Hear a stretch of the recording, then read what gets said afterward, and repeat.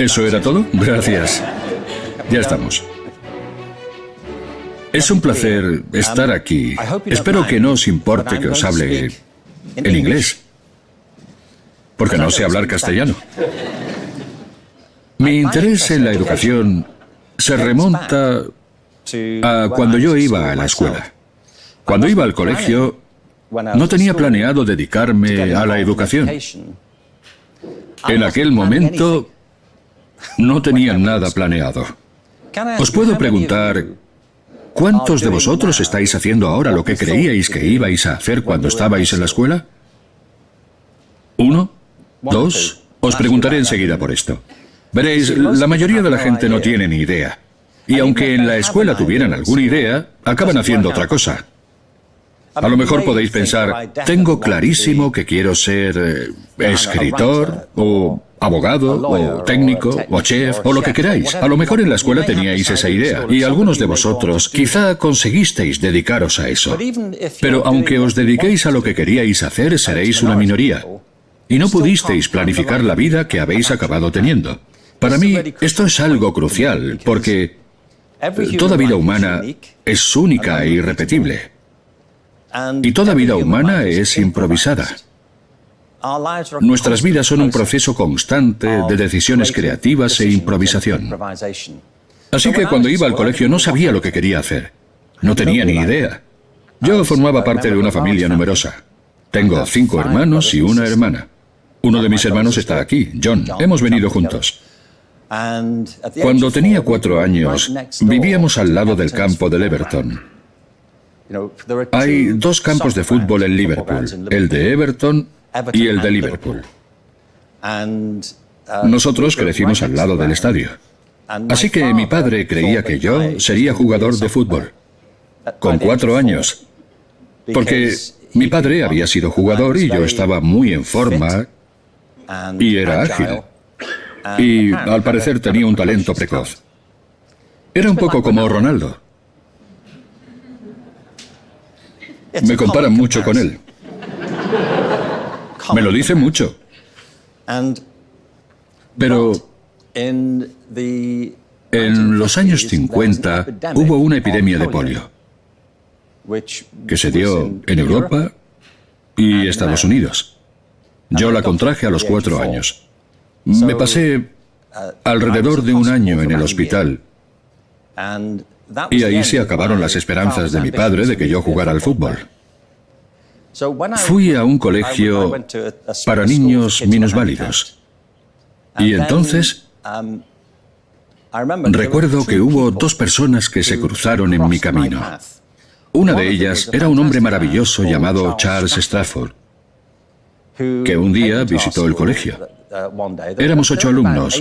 No, seguramente éramos 10 en ese momento. Yo tenía 10 años.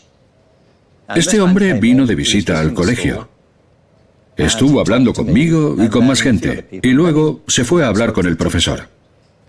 Y después, un poco más tarde, me pidieron que fuera a ver al director del colegio, con el que solo había hablado una vez. Y este hombre estaba allí, sentado con él. Resulta que era el inspector de educación especial del área de Liverpool. Había estado hablando conmigo y le había parecido ver algo en mí que le había llamado la atención. Así que me hicieron una serie de pruebas en el colegio. Ahora sé que eran test de inteligencia.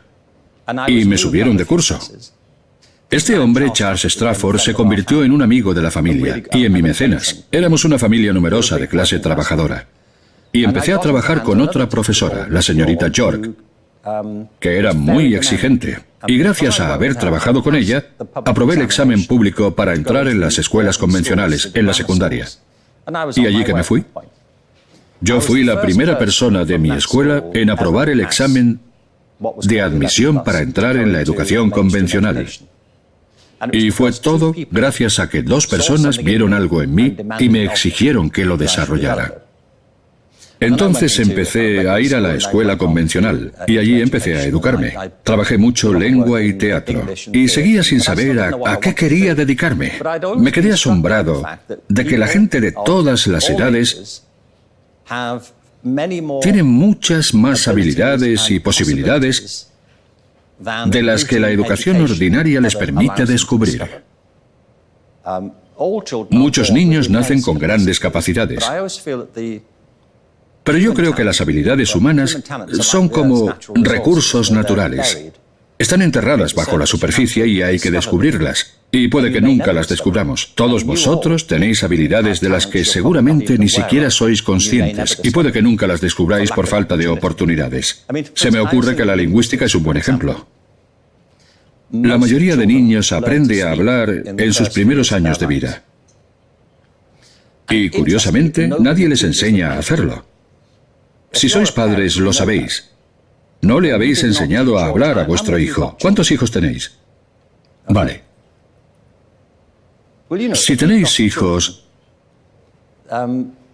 sabéis que aprenden a hablar en sus primeros años, ¿verdad? Pero vosotros no les enseñáis. No en el modo en que nosotros concebimos la enseñanza. No les sentáis cuando tienen 2 años y les decís, tenemos que hablar. Bueno, más concretamente tienes que hablar tú. Y se hace así. Lo aprenden sin más. ¿Cuántos de vosotros habláis 2 idiomas? ¿3? ¿4? Yo creo que pasa lo siguiente. Si aprendes un par de idiomas de pequeño, te resulta más fácil aprender más. La mayoría, si están expuestos a 3 o 4 idiomas en su niñez, lo aprenden sin esfuerzo. No hay que tener un don lingüístico para aprender varios idiomas cuando eres un niño. Basta con ser humano. Y todos tenemos esa capacidad, pero la mayoría acabamos hablando 1 o 2. O si eres inglés, solo 1. Es verdad.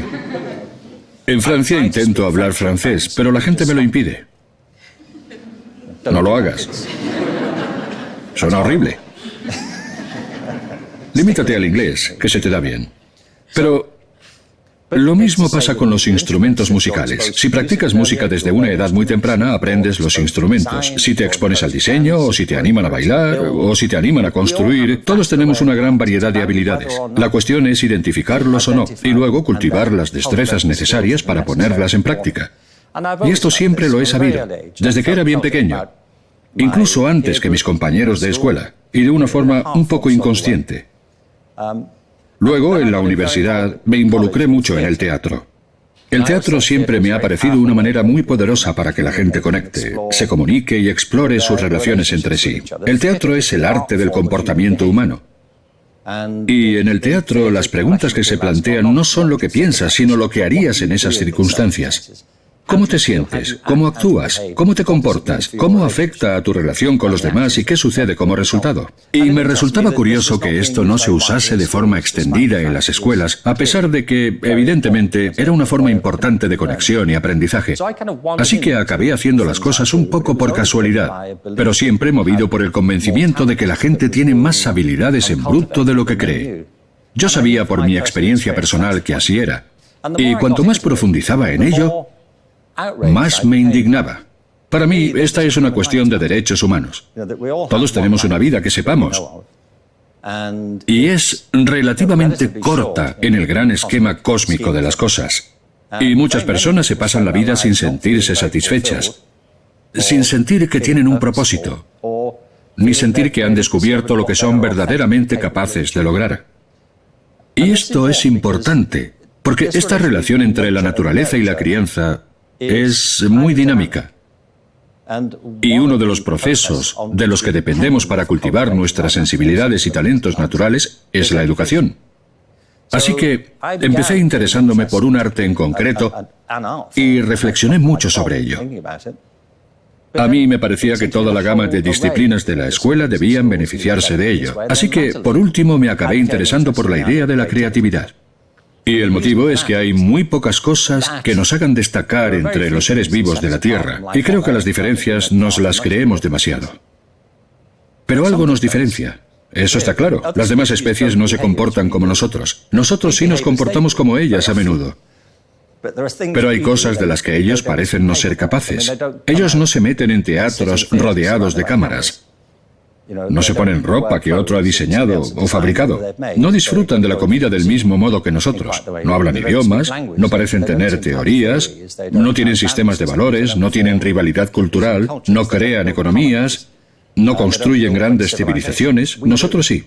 Pero en todos los demás aspectos somos igual que ellos. Somos mortales, somos frágiles y dependemos del planeta y de lo que nos proporciona. Pero, ¿qué nos diferencia? Para mí lo que nos diferencia es, en parte, la idea de la creatividad. Tenemos una imaginación poderosa. Y cuando dirigimos nuestra imaginación hacia cosas prácticas, creamos mundos virtuales en los que vivimos. Así que para mí, la idea, el concepto y la práctica de la creatividad son la esencia de lo que significa ser humano. Y cada vez me parece más importante que cultivemos estas capacidades en nuestros sistemas educativos, que llevan mucho tiempo ignorándolas, por la humanidad que compartimos, y también porque ahora, mediante estos sistemas, nos hemos creado accidentalmente todo tipo de desafíos que son de carácter existencial. Nada me parece más desolador que escuchar los debates políticos sobre cómo mejorar las escuelas haciendo más pruebas y más exámenes. Y el gran desafío al que nos enfrentamos como seres humanos lo dejamos de lado en la mayoría de los sistemas educativos. Así que, cuanto más me involucraba en la educación, más me interesaba en no solo la teoría, sino también en la práctica. Así que cuando hace unos años di una charla en TED, ya llevaba un largo camino recorrido. Esa charla en particular, que puede que hayáis visto, tuvo lugar en 2006. Y ya lleva unos 53 millones de visualizaciones. ¿57? Es que me he pasado la noche viéndolo. ¿Ya lleva 57? Pero, bueno, se lo ponen a grupos, así que debe de ser un múltiplo de esa cifra. Yo creo que la razón de que haya tenido tanto éxito es porque la gente ha reconocido que destila sentido común y verdad. Y la otra razón de que se haya visto en 150 países, que es lo importante, no es producto de una perspectiva cultural en concreto. Así que, resumiendo, como la mayoría, yo he ido creando mi vida. No la he planeado. He intentado controlarla y he intentado darle sentido. Pero me he guiado por unos principios. Uno de ellos es la creencia en la bondad fundamental de la humanidad. Otro es un sentido de la abundancia de cosas de las que somos capaces como personas. Y en tercer lugar, que es de vital importancia que haya instituciones públicas que promuevan estos talentos por nosotros y por el bien común. Lo último que me gustaría decir respecto a esto es que soy muy consciente en todo el trabajo que hago de que estos debates han sido continuos. Una de las educadoras más importantes de nuestra historia reciente es María Montessori. Y muchas de las cosas de las que ella hablaba en la educación temprana. Ella es un ejemplo de alguien que lidió con estos problemas en las difíciles circunstancias de los niños de clase trabajadora. Y desarrollaron una serie de prácticas que van en consonancia con los ritmos naturales del crecimiento y el desarrollo humanos. Ella no es la única. Todo el movimiento progresista se basaba en la idea de intentar educar al niño como a un todo y crear condiciones para su crecimiento y desarrollo. Y esto era así ya en los primeros jardines de infancia, no solo en Montessori y otros. John Dewey en el siglo XIX escribió mucho sobre educación y desarrollo personal. También escribió mucho sobre democracia. Una vez dijo que cada nueva generación debía redescubrir la democracia. A mí me parece una observación muy importante. Todos tenemos la tendencia a sufrir una especie de amnesia cultural. Debatimos las cosas como si no hubieran pasado nunca antes. Por ejemplo, mis hijos creen que los millennials han descubierto el sexo. ¿De verdad? Cuando yo sé que lo descubrió la generación del baby boom. Yo estaba allí. Cayó en fin de semana, ¿vale? Yo viví la revolución sexual de los años 60, como podéis ver. Y en realidad me la perdí. Ese fin de semana me quedé en casa. Pero el lunes, cuando me fui a trabajar, noté que algo había cambiado. Mis padres afirmaban haberlo inventado también, así que quién sabe. A saber quién inventó el sexo. Pero muchos de estos principios básicos de lo que es una buena vida, cómo funcionan las democracias, cómo la gente tiene que mirar no solo por sí mismos, sino por el bien común, se remonta a la antigüedad, al inicio de nuestras civilizaciones. Pero cada generación ha tenido que redescubrirlos. En la actualidad es un poco más difícil descubrirlos porque estamos muy distraídos con los acontecimientos cotidianos. Mirad lo que está pasando ahora mismo en Estados Unidos, otro país que se proclama a sí mismo como el líder de los principios democráticos. Yo he vivido allí durante 17 años y os puedo decir que esa afirmación es un poco exagerada. Y para mí nunca ha habido un momento en que sea tan importante poner en práctica los principios básicos de la educación. Para mí hay 4. La educación tiene fines económicos, tiene fines sociales, tiene fines culturales y tiene fines personales. Y por eso necesitamos una concepción expansiva del funcionamiento de la educación. Y tenemos que reconocer que nada de eso tendrá lugar si no invertimos plena y adecuadamente y con determinación en la formación, el desarrollo y el apoyo de los profesores, de quienes depende toda esta empresa. Así que para mí estos temas no disminuyen en importancia, sino que aumentan en importancia cada vez más. ¿Tenéis ideas, comentarios, observaciones, preguntas? Hola Ken, buenos días, soy Laura, soy futura maestra y me gustaría preguntarte que cómo recuerdas tu etapa en la escuela y que si tuviste algún gran maestro que te cambiase la vida. ¿Sabes? Hola Laura. ¿Vosotros la habéis entendido?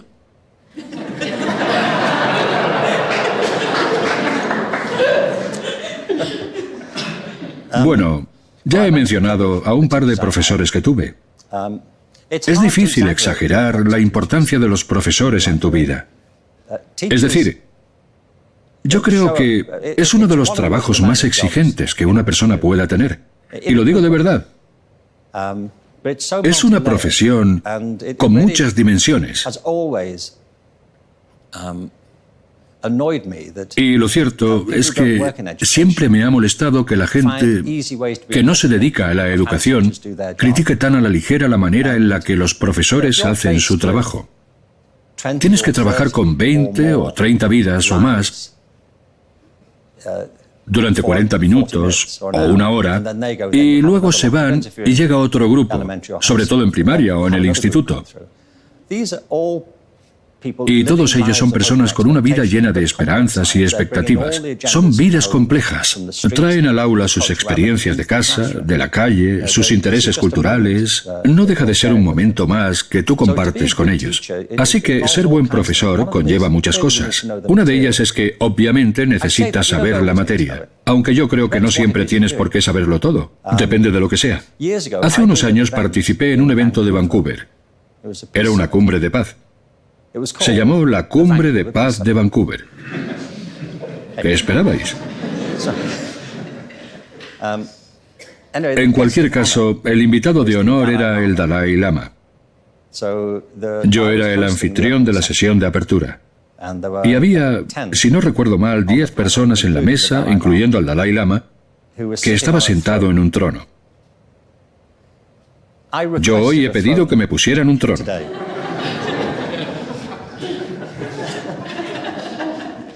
Esto es muy barato, que lo sepáis. ¡Qué decepción! Bueno, el Dalai Lama estuvo genial. En un momento dado, le hicieron una pregunta. Le hicieron muchas preguntas. Había 2000 personas en el auditorio. Pues le hicieron una pregunta y se quedó muy pensativo. Estaba sentado con las piernas cruzadas. Cerró los ojos y se quedó en silencio durante un buen rato. Un rato demasiado largo, pensé yo. Porque yo era el anfitrión. Y no sabía lo que estaba pasando. Pensé, ¿habrá alcanzado la iluminación? Ahora no, por favor. Hoy no. Al menos que se espere al descanso. Aún nos quedan 40 minutos. En fin, se puso muy pensativo y entonces también estuvo muy gracioso, por cierto. Tiene un sentido del humor muy pícaro. Pero le hicieron una pregunta. Era sobre la filantropía o algo así. Y entonces tomó aire y pensamos, seguro que va a decir alguna genialidad. Se inclinó hacia adelante, todos nos inclinamos hacia adelante y dijo, no lo sé. Yo pensé, qué decepción. ¿Cómo que no lo sabes? Eres el Dalai Lama. Pero luego dijo, nunca lo había pensado. Y se dirigió al público y preguntó, ¿qué pensáis vosotros? Me encantaron dos cosas de ese instante. En primer lugar, el que es uno de los grandes maestros en el mundo no tiene reparos en decir, no lo sé. Quería ilustrar esto. Luego hablaremos un poco más de ello. Hay cosas que sabe muy bien. Es el mayor experto mundial en algunas áreas del conocimiento, pero no lo sabe todo. Nadie lo sabe todo. Es imposible. El conocimiento y la comprensión humana es un entramado muy denso, y nosotros sabemos solo una parte. Algunos saben más que otros, pero ninguno sabe más que una fracción de todo lo que hay. Ese es uno de los motivos por los que la cultura humana ha tenido tanto éxito. Somos una especie altamente colaborativa. Somos capaces de codificar nuestro conocimiento y compartirlo de múltiples formas, a través de la música, del arte, de la danza, de la literatura, de modos muy distintos. Pero ninguno de nosotros nacemos en un vacío. Somos herederos de la historia de la humanidad, si somos capaces de conectar con ella. Así que solo estaba siendo sincero. No lo sé, eso supera mi experiencia. Esto me parece muy importante porque los profesores de hoy sienten la presión de tener que saberlo todo. Y es algo totalmente honesto que los profesores digan, no lo sé. Socialmente, todos soportamos la presión de fingir que sabemos cosas que no sabemos. Y lo segundo es algo muy sencillo, que el Dalai Lama dijo, ¿qué pensáis vosotros?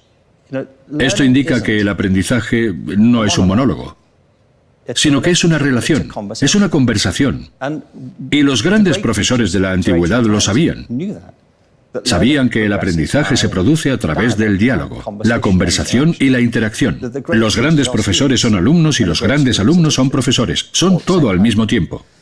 Así que eso es lo que conlleva ser un buen maestro de escuela. En parte, has de entender que formas parte de una relación, que no te limitas a transmitir lo que sabes a gente que no lo sabe. Eres un catalizador que mejora la comprensión de todos. Hay cosas que tienes que saber. En fin, no tendría mucho sentido contratarme a mí para enseñar español. Es mejor si sabes hablarlo. El aprendizaje por descubrimiento tiene un límite, ¿vale? Pero un buen profesor debe conocer su materia, saber de su tema, pero también debe saber hasta dónde alcanzan sus conocimientos. Los buenos profesores también son buenos facilitadores.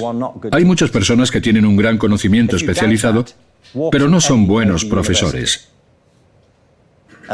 Si lo dudáis, daos una vuelta por cualquier universidad. Allí estarán. Y lo sé porque he trabajado en universidades durante años.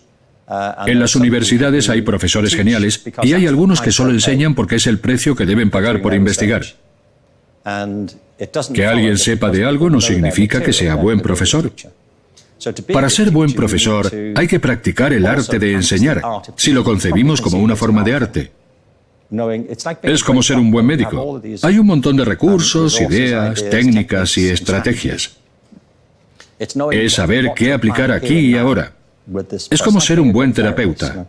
¿Qué sería lo correcto en esta situación? Mis profesores predilectos han demostrado esta capacidad. Algunos de ellos son de la universidad. Pero uno de los primeros que realmente me impresionó, aparte de los que he mencionado, fue un profesor de francés. Yo adoraba a este profesor, el señor Evans. Es una larga historia. Yo crecí en Liverpool entre los años 50 y los 60. Hubo un tiempo en que Gran Bretaña no se consideraba europea.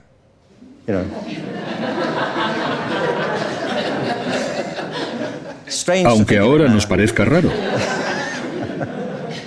Pero hubo un tiempo en que Gran Bretaña no quería formar parte de Europa. Pero nadie de mi generación, si ibas a Inglaterra en los años 60 y 70, no era... Siempre ha sido un lugar interesante, con una cultura propia, pero no era europea en el sentido en que lo es ahora. Lo que más me impresionaba del señor Evans era que sabía hablar francés. Muy bien. Y eso no pasaba con la mayoría de profesores de francés. Para ellos era una obligación. Él era elegante y refinado. Fumaba cigarrillos franceses. Y comía ajo. Hablamos de 1964. Entonces yo pensaba que el ajo era una droga. Y sigo pensándolo.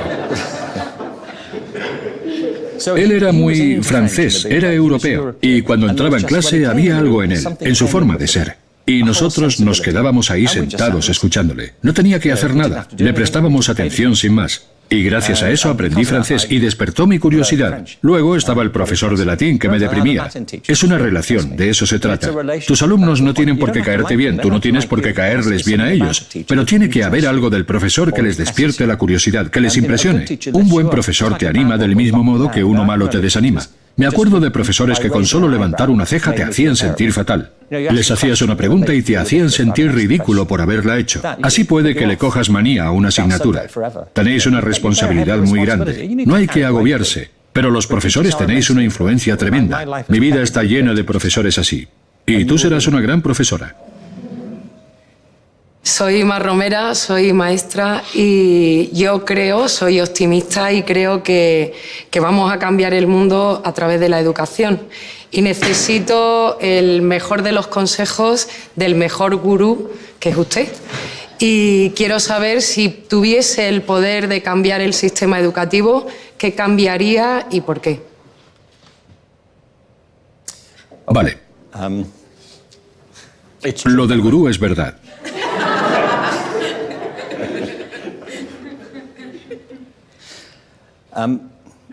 Cuando... Permíteme que empiece diciendo que la gente a menudo siente que es imposible cambiar el sistema educativo. Y creo que es importante comprender qué clase de sistema es. Verás, no es un sistema mecánico. Hay sistemas que se han construido para hacer algo y lo hacen de un modo predecible. Pero no es un sistema inerte, ni funciona mediante algoritmos. Es un sistema humano. Es lo que los teóricos llaman un sistema adaptativo complejo. Eso quiere decir que está compuesto por múltiples elementos. Por ejemplo, una palanca es un sistema mecánico simple. Es un ejemplo de sistema mecánico. Una barra con un punto de apoyo que amplifica qué esfuerzo se le aplica. Un avión es un sistema complejo. Está compuesto por millones de sistemas simples. Pero de momento no se cambia a sí mismo. Los aviones no tienen sentimientos respecto a dónde vuelan. No quiero volver a Karachi. Es un rollo de sitio. No hacen eso. Solo hacen aquello para lo que están diseñados, afortunadamente. Los sistemas humanos son distintos. Los sistemas humanos se componen como el sistema educativo, que se compone literalmente de cientos de millones de personas.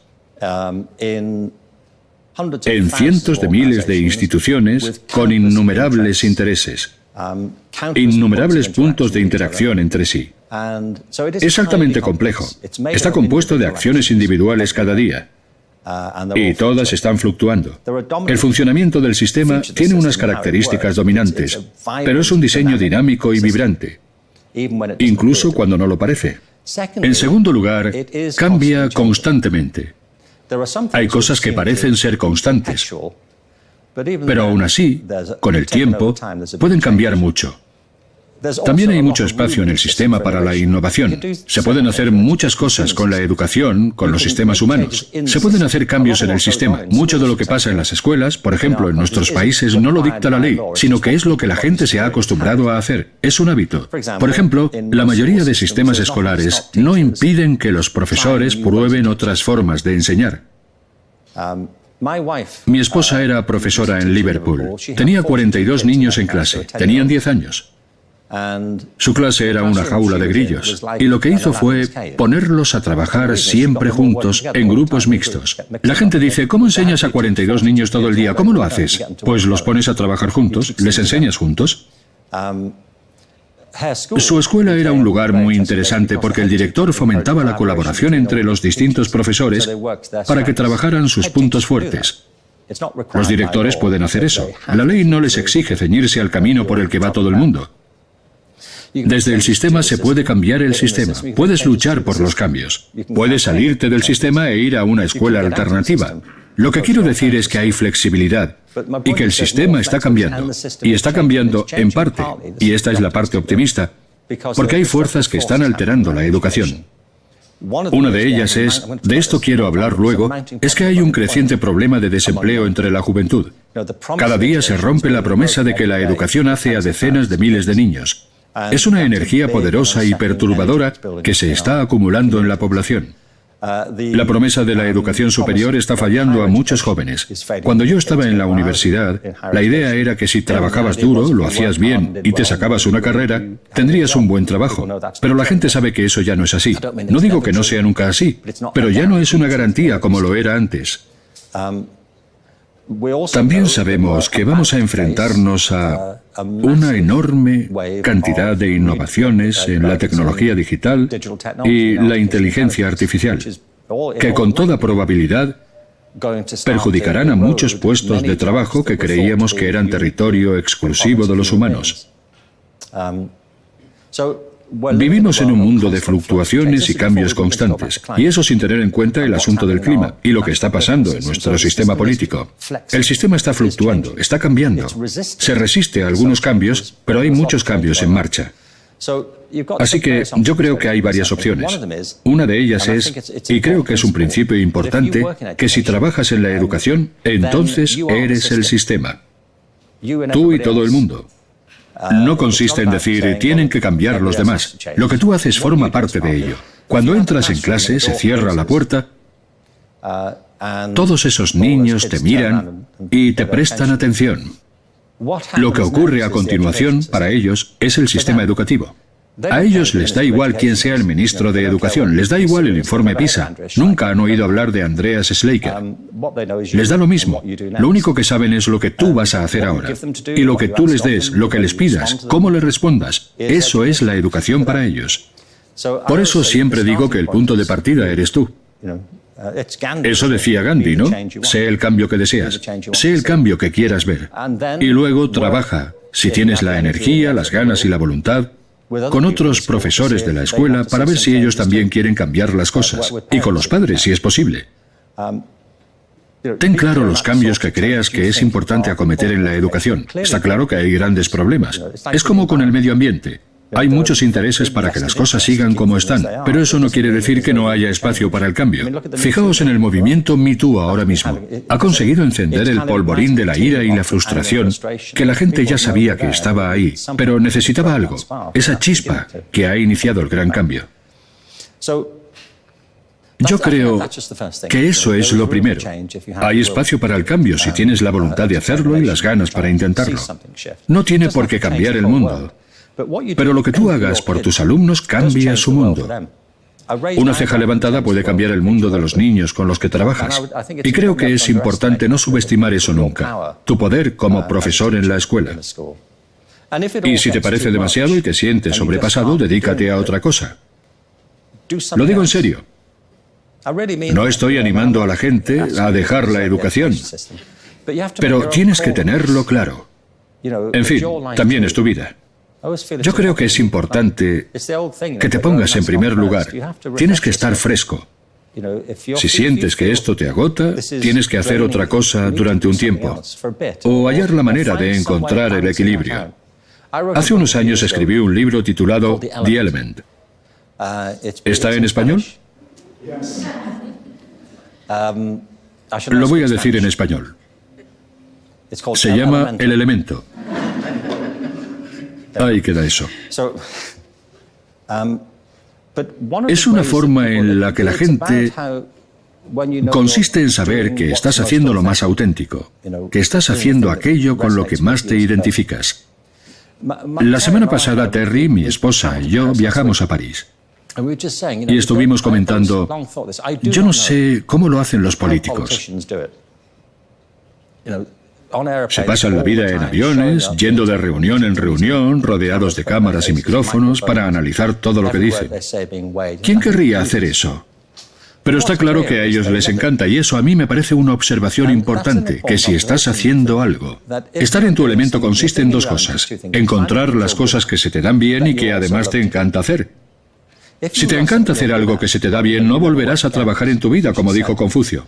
Sabes que estás haciendo lo que estás destinado a hacer o lo que es bueno para ti por dos razones. Una es, por ejemplo, que cambia la percepción del tiempo. Si estás haciendo algo que amas, 1 hora puede parecerte 5 minutos. Miras el reloj y piensas, ¿cómo pasa el tiempo? Si estás haciendo algo que no te gusta, 5 minutos parecerán 1 hora. Miras el reloj y piensas, ¿esto se mueve o qué? Otra cosa es que si estás en tu elemento, si estás haciendo algo que amas, recibes energía de ello. Para mí hay una diferencia importante entre energía espiritual y energía física. Y ya sabéis a lo que me refiero. Aquí no utilizo espiritual en el sentido religioso, sino en el sentido en que estás animado o desanimado. Si estás haciendo una actividad que amas, puedes seguir incluso si estás físicamente agotado y a punto de desfallecer. Fijaos en la gente que corre maratones. Siguen y siguen hasta que cruzan la línea de meta. Y solo entonces se derrumban. Pero sin llegar a tanto puedes hacer cosas que te agoten físicamente, que te dejen hecho polvo, pero puedes estar a tope. Sientes dolor, pero estás entusiasmado. Del mismo modo, si haces algo que no te gusta, puedes estar físicamente bien, pero completamente abatido y desolado. Y de lo que me doy cuenta con el elemento es que si haces algo que amas, no te quita energía, sino que recibes energía al hacerlo. Hacerlo te carga espiritualmente. Y eso pasa con las actividades y con la gente, ¿no os parece? Hay gente que te da energía. Solo estar en su presencia te hace sentir mejor. Cuando vas al trabajo lo ves venir y piensas, qué bien que hayan venido. Te vienes arriba. Del mismo modo, a veces ves a alguien que viene hacia ti y piensas, no fastidies. ¿Ahora? ¿No podemos dejarlo para luego? Porque te absorben la energía. Y lo sabemos, simplemente es así. Así que no lo digo por ti en particular, solo quería aprovechar la ocasión para decirlo. Enseñar es un trabajo muy exigente físicamente. Es un trabajo muy exigente emocionalmente. En el mejor de los días te entusiasma. Una lección quizá haya ido muy bien, o una situación con un niño, algo que has planeado ha salido muy bien. Pero hay muchas cosas con las que los profesores tienen que lidiar que son agotadoras. Todo el tema de la administración, los exámenes, el solucionar los problemas que surgen en el día a día, y hay que verlo todo en su conjunto. En conjunto, ¿esto me aporta algo o no? O antes sí, pero ahora no. Y yo siempre le digo a todo el mundo que si tienes elección y si sigues amándolo, sigue haciéndolo. Pero si necesitas un tiempo para dedicarte a otra cosa o un tiempo para irte a otro lugar, entonces deberías probar a hacerlo, dentro de tus posibilidades. He comprobado que cuando la gente cambia de tercio, quizá te ayude a cambiar a niños de otras edades. La enseñanza no es homogénea. Conozco a gente a la que le encanta trabajar con niños pequeños y no podrían soportar estar en una clase llena de adolescentes. Y a otras personas les pasa todo lo contrario, están en su salsa con chavales de 15 años. Pero ponles a 10 niños de 3 años y estarán totalmente perdidos. No sabrán qué hacer con ellos. Así que yo creo que todo esto lo resume. Consiste en analizar la situación y entonces, si te sientes capaz, o tienes oportunidad, o tienes ganas de un mayor cambio social, involúcrate en ello también. Hola Ken, mi nombre es Jorge, soy músico. Parte de tu trabajo, o casi todo, versa en torno al concepto de creatividad. Y curiosamente hay mucha confusión, hay mucha gente que no lo entiende bien, ¿no? Y tú además dices que la escuela mata la creatividad. Así que la pregunta sería, ¿qué es para ti creatividad? No lo sé.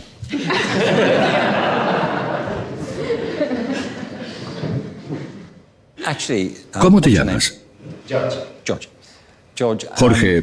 Jorge, yo nunca he dicho que las escuelas maten la creatividad, pero cuando hice la charla en TED, le pusieron un título. Y el título que pusieron fue ¿Matan las escuelas la creatividad? Entre signos de interrogación. Un poco más tarde lo cambiaron, pero les hice dejarlo como estaba, porque no digo que todas las escuelas maten la creatividad automáticamente y que sea inevitable. Lo que digo es que Las escuelas no la cultivan del modo en que deberían, y si no se cultiva, tiende a desaparecer. Así que yo creo que tienes razón al decir que a la gente le confunde esta idea. A finales de los años 90, presidí una comisión sobre la creatividad en la educación para el gobierno del Reino Unido. Recuerdo que en el Reino Unido teníamos una estrategia nacional de alfabetización. Mucha gente creíamos que también hacía falta una estrategia de creatividad, por razones de las que podemos hablar luego si quieres. El gobierno me pidió que formara una comisión. Así que reuní a un grupo de 15 personas para trazar un plan y una estrategia práctica para promover la creatividad en las escuelas. Os preguntaré algo. Si vosotros tuvierais que hacer esto, si tuvierais que juntar a 15 personas para defender y planificar una educación creativa, ¿a qué 15 personas elegiríais? Es decir, no penséis en... Bueno, podéis pensar en personas concretas, pero ¿qué tipo de personas? ¿Personas de qué categorías meteríais en un grupo así? Niños, sí. O adultos, infantiles. Decidme. Artistas, profesores... Madres, sí.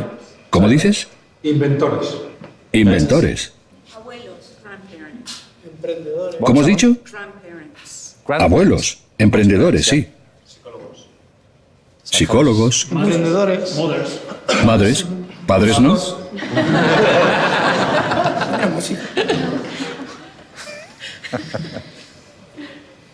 ¿Alguno más? Personas con discapacidad. Sí. Así es. ¿Por qué?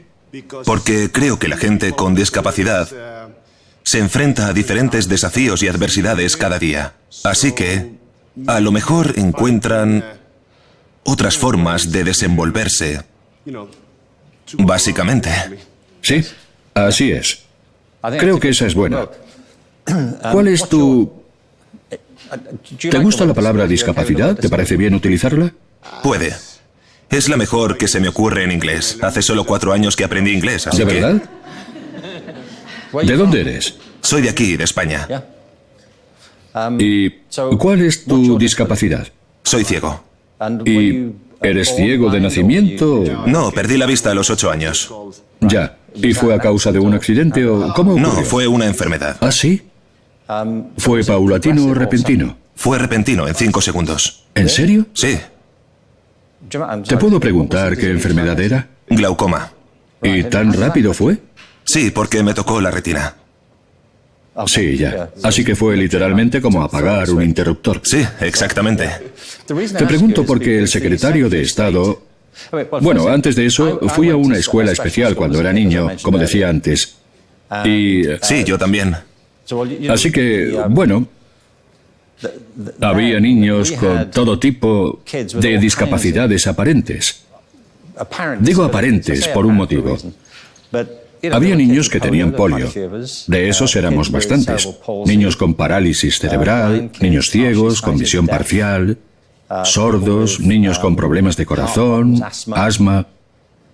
Había personas de todo tipo. Y lo que me llamaba la atención, había un niño que se sentó a mi lado durante años que tenía parálisis cerebral.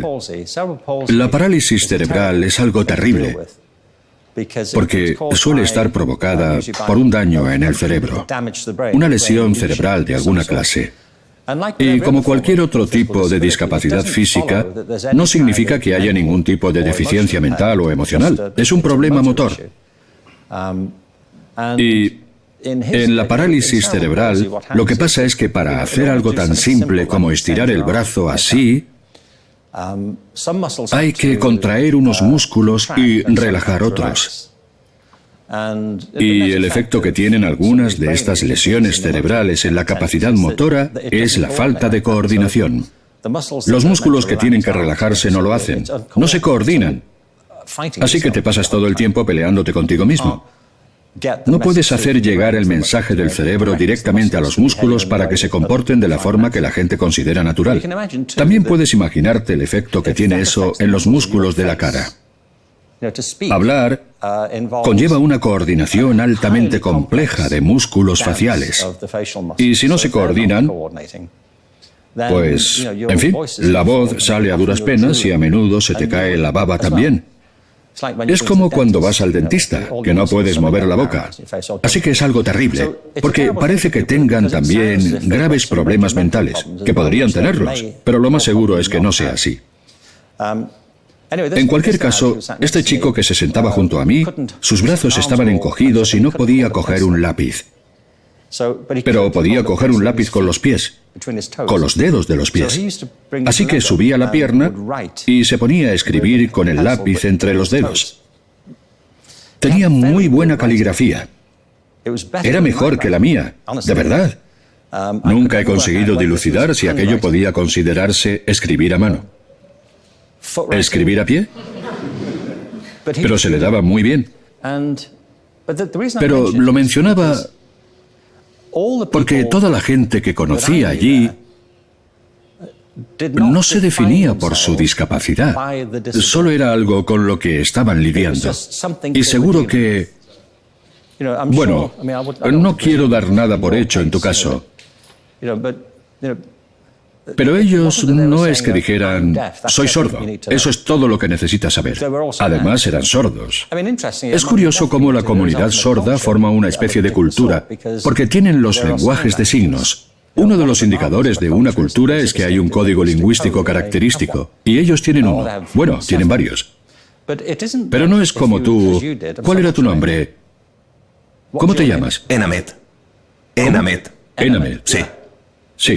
Supongo que en tu caso no dices, eso es todo lo que tenéis que saber, que soy ciego. ¿Qué más puedo decir? Es solo algo con lo que tienes que lidiar. Pero también tienes que luchar con todo lo que lucha el resto de la gente. Como ser una persona, conseguir un trabajo, ir a trabajar. Es solo que algunas cosas te resultan mucho más difíciles, claro está. Tienes que esforzarte más. Y seguro que también tienes que lidiar con cosas emocionales.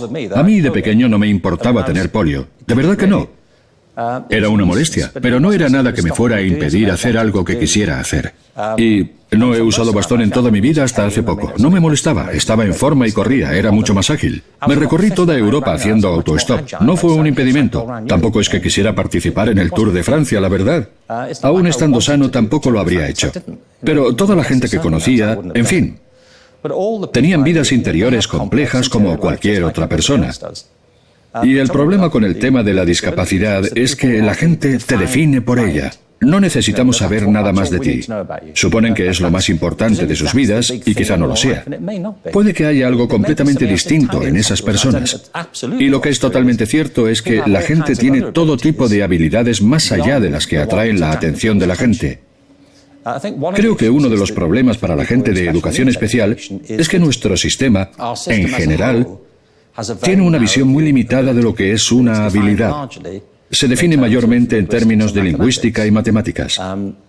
Y como tenemos una visión tan limitada de la habilidad, acabamos con una idea muy grande de la discapacidad.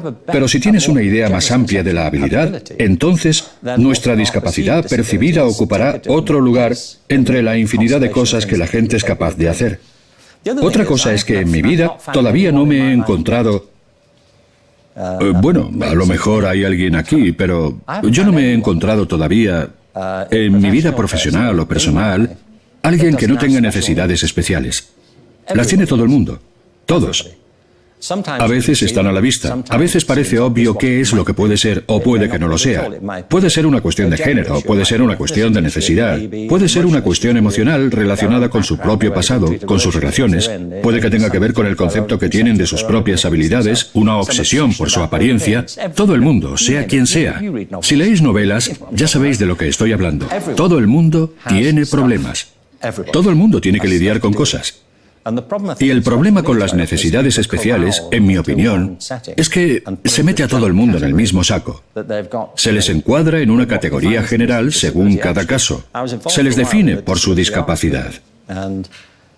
Durante un tiempo, yo estuve involucrado en el movimiento del arte de discapacitados.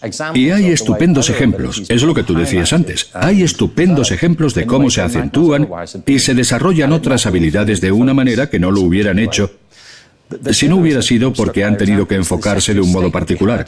La otra razón por la que me impacta tu caso es que un secretario de Estado que teníamos en Inglaterra, cuando formé la comisión, era ciego. Era el secretario de Educación y había nacido ciego en una familia monoparental, en una ciudad industrial del norte de Inglaterra. No se dio cuenta de que era ciego hasta los 4 años. No tenía ni idea. Es algo curioso, ¿no os parece? Como nunca había visto... No era consciente de que no podía. No fue hasta los 4 años que se dio cuenta de que los demás hacían cosas que él no hacía. Y tardó mucho tiempo en averiguar de qué se trataba. Él sigue sin saber qué es la visión, porque nunca la ha tenido, pero llegó a ser secretario del Interior del país, uno de los políticos más importantes del gabinete. Obviamente tenía que hacer el mismo papeleo que los demás. Es una cuestión tremendamente compleja. Pero bueno, el caso es que había una estrategia nacional de alfabetización y yo creía que hacía falta una estrategia de creatividad. Recuerdo a este hombre que había encargado el informe por aquel entonces diciéndome que el problema de la creatividad es que no puede definirse. Yo recuerdo decirle, no, el problema es que tú no puedes. Así que nos propusimos definirla. Trajimos a un grupo de artistas visuales, diseñadores, neurocientíficos, economistas, empresarios. Había de todo. Pedimos asesoramiento por todo el país. El motivo por el que esto se debió plantear antes es porque había conceptos erróneos sobre la creatividad y quería abordarlos en la composición del grupo. Si le preguntáis a la gente cómo de creativos son, muchos te dirán que no son muy creativos, adultos. Y yo creo que la razón es que piensan que les estás preguntando, ¿eres artístico? Y entonces ellos piensan, bueno, yo no toco la guitarra, o no hago esto, o no pinto, así que no soy muy creativo. Pero yo me refiero a la creatividad como una función de la inteligencia. Y se puede ser creativo en cualquier cosa que tenga que ver con la inteligencia humana. Ciencia, matemáticas, diseño, ingeniería, relaciones sociales, llevar un negocio. Cualquier cosa que conlleve utilizar la inteligencia es un trabajo creativo en potencia. Para mí hay 3 palabras: imaginación, creatividad e innovación. La imaginación es el comienzo, es la habilidad de pensar en cosas que no están presentes.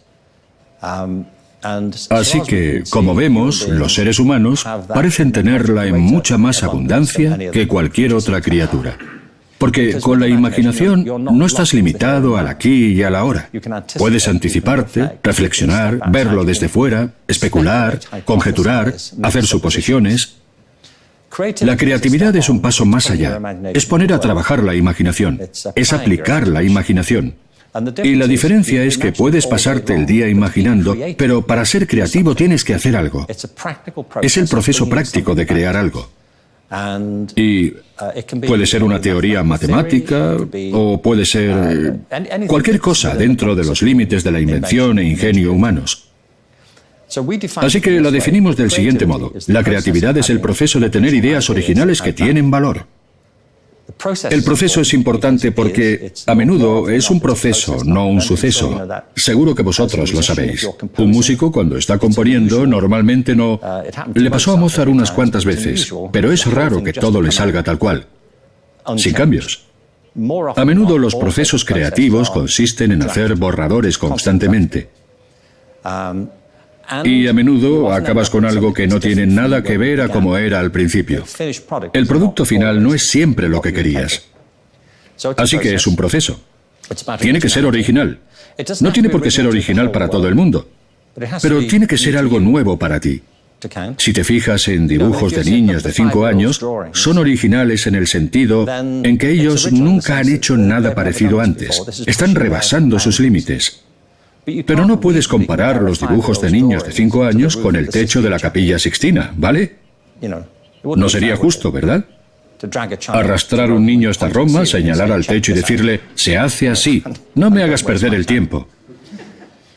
Y tiene que tener valor. El proceso creativo requiere juicio crítico constante, así que nos propusimos investigar cómo encajar eso en las diferentes áreas del plan de estudios y lo que significaba para la enseñanza y el aprendizaje, para la pedagogía. Se tiene el concepto erróneo de que es una cosa del arte, y no es verdad, es para todo. Otro concepto erróneo es que es para gente especial y no lo es.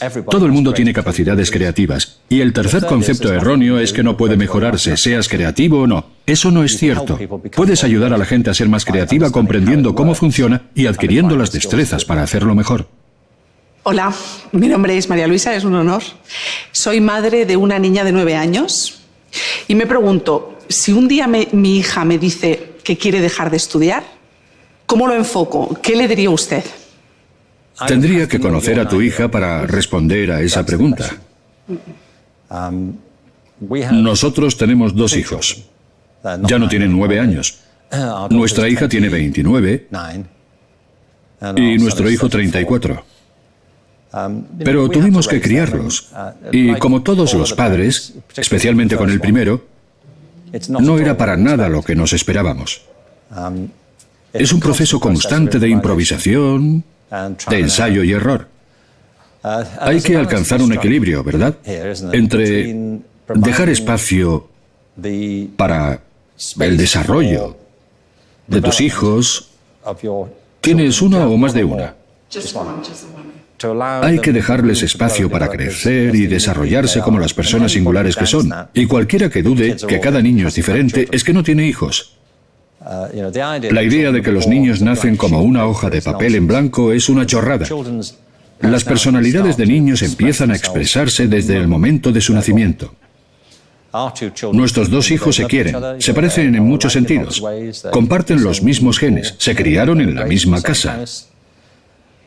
En muchos sentidos se parecen, pero en otros muchos no podrían ser más distintos. Yo soy uno de 7 hermanos y todos somos distintos. Nos parecemos en algunas cosas, pero somos totalmente diferentes en otras. Así que tendrías que conocer a tu hija y saber por qué quiere dejarlo. ¿Quiere dejar la escuela o esa escuela?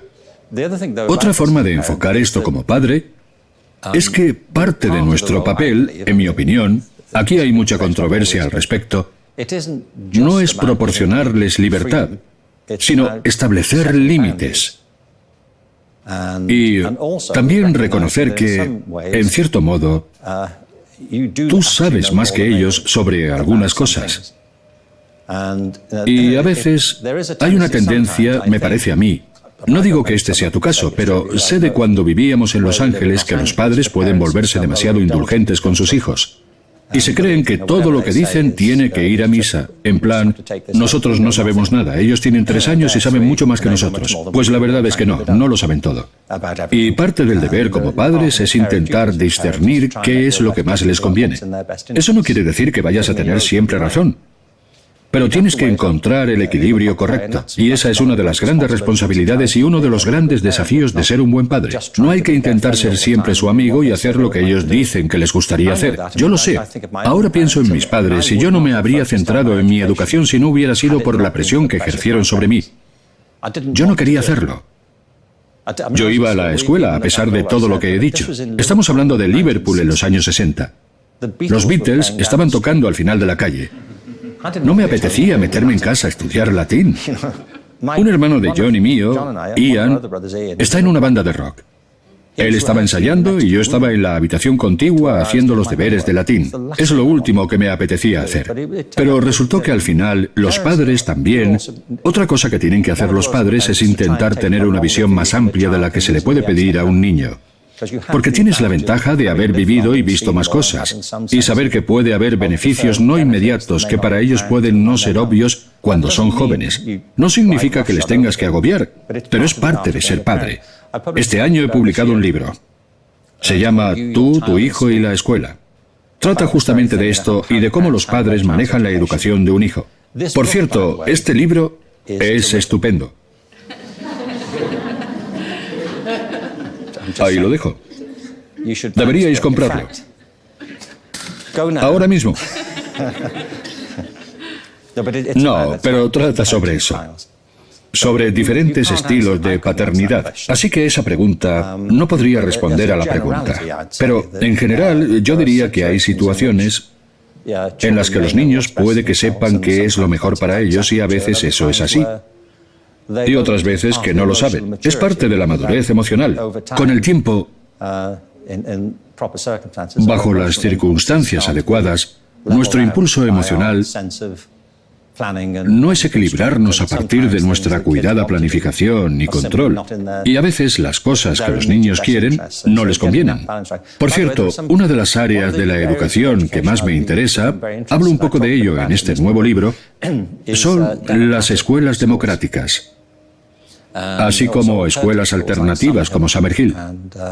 Bueno, y un montón más. Son escuelas en las que los niños pequeños juegan un papel central y activo en la gestión de la escuela, en las que trabajan juntos para tomar decisiones. En algunas escuelas democráticas no deciden solo sobre las normas, sino sobre la contratación y el despido del personal. Están involucrados de una forma central y ejecutiva en la gestión de la escuela. Y de lo que te das cuenta si implicas a los niños de una forma sería si les das un poder real en la escuela, en vez de un poder de mentira y una voz de mentira. Desde una edad muy temprana ejercen un juicio colectivo tremendamente sensible. Veréis, yo he visitado estas escuelas. Hay un libro magnífico de mi amigo Jerry Mintz que trata sobre las escuelas democráticas. Hay toda una red de escuelas en Israel dirigidas o financiadas por un hombre magnífico llamado Jacob Head y su esposa Shirley. Y estas escuelas no dejan de demostrar que los niños son capaces de emitir juicios y evaluaciones muy sensibles y profundas si saben que tienen una responsabilidad y que de ellos depende hacer lo correcto. Pero lo que pasa entonces es que, y desde una edad muy temprana, que ese tipo de toma de decisiones colectiva, los controles y equilibrios colectivos, los argumentos a favor y en contra que se generan, son un proceso diferente del que puede conseguir un niño irritado y frustrado por sus circunstancias y que quiere salir de ahí. Todo forma parte de la complejidad de la infancia. Así que el hecho de jugar un papel como padre no significa que haya que decirles siempre a los niños qué es lo que tienen que hacer y que no se les dé más responsabilidad. Si no conocéis las escuelas democráticas, algunos de vosotros seguro que sí, pero quizá otros no, os recomiendo que las investiguéis porque yo creo que son el futuro. Mr. Robinson, mi nombre es Francisco Mora, Medicina Complutense, aquí en Madrid. Empezamos a conocer el papel importante de la emoción en los procesos cognitivos del cerebro. Mi pregunta es, ¿qué reflexión le merece el valor de la emoción sobre el aprendizaje y la memoria en los estudiantes y en la enseñanza en los profesores? Muchas gracias. Es un placer tenerle aquí con nosotros. Gracias. Uno de los problemas, en mi opinión, de nuestro sistema educativo,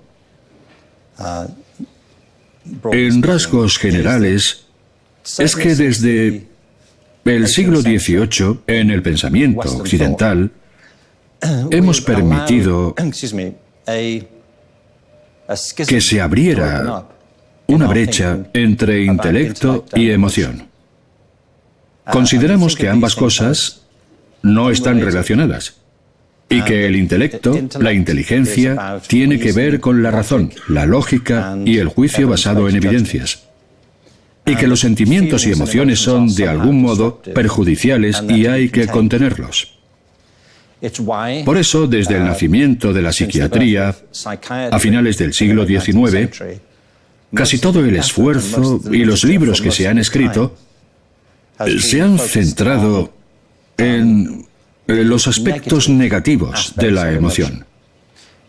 Estamos hablando de trastornos emocionales, enfermedades emocionales, psicosis, de gente distraída o torturada por sus sentimientos. No quiero decir que no haya emociones negativas. Está claro que las hay. Pero hay que contraponerlas al gran espectro de emociones positivas que guían a la humanidad, la colaboración y el progreso. El amor, la compasión, la alegría, el placer, el entusiasmo y la euforia, la expectativa. Estas no son ajenas a la experiencia humana, son lo que nos impulsa en determinadas direcciones. Y hay una íntima relación entre lo que pensamos, nuestros procesos intelectuales y los sentimientos subyacentes que los guían. Por ejemplo, si se observa lo que sucede en la mayoría de nuestros sistemas políticos, personas con probadas capacidades intelectuales defienden puntos de vista completamente diferentes en asuntos que uno pensaría que si solo estuvieran impulsados por la razón, se pondrían de acuerdo. Pero cuando profundizas, resulta que sus discusiones están guiadas por el sentimiento, el cual está racionalizado. Se puede ver en las elecciones americanas recientemente, por ejemplo. Cualquier evaluación razonable de lo que ha estado teniendo lugar demostraría que los argumentos no se sostienen sobre ninguna base ni evidencia, pero son esgrimidos por personas razonables desde una posición emocional en temas como raza, género, inmigración y demás. No exclusivamente, pero es muy común en estos temas. Y creo que es muy importante que intentemos reconectar la idea de sentimiento y conocimiento. Por varias razones. Una es que los sentimientos son una forma de cognición. No son ajenos a la cognición. Es decir, por ejemplo, nuestros sentimientos surgen como evaluaciones de nuestras relaciones con las cosas. Si yo os dijera que alguien ha muerto, tal vez alguien que conocíais, yo no podría, de primeras, saber cuáles serían vuestros sentimientos. Bueno, podría ser razonable pensar que si alguien que conoces muere, y no digo que os pasara a vosotros, hablo en general, estarás disgustado. Puede que no, puede que estés encantado. Puede que estés emocionadísimo. Todo depende de la relación que tuvierais. Si te caía bien, si no te caía bien, la influencia que haya tenido en tu vida, lo que hayáis vivido juntos, no se puede saber. Nuestros sentimientos son apreciaciones, son evaluaciones de lo que está pasando.